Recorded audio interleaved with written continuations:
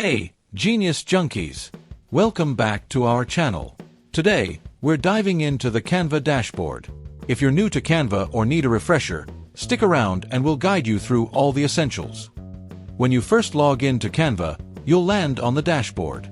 This is your central hub for all things design. You'll see options like Home, Projects, Templates, Brand, and Apps. Let's explore each section. Home section. The Home section is where you'll find quick access to your recent designs, recommended templates. This is perfect for jumping right into your next project. Projects section. In the Projects section, you can organize your designs into folders, making it easier to manage your work. You can create new folders, rename them, and move designs around as needed.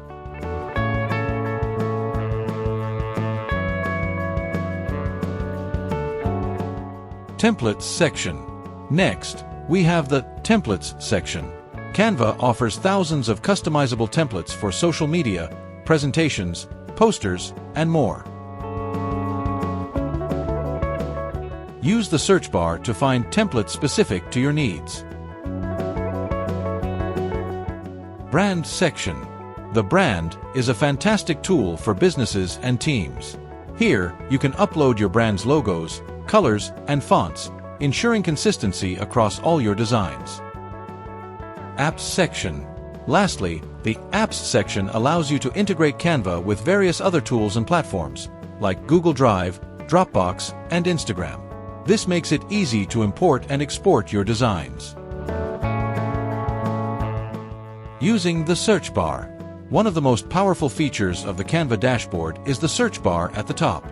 You can use it to quickly find templates, elements, photos, and more. Just type in what you're looking for, and Canva will present you with a variety of options.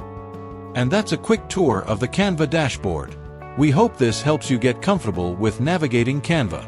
If you found this video helpful, don't forget to like, subscribe, and hit the bell icon to stay updated with our latest tutorials.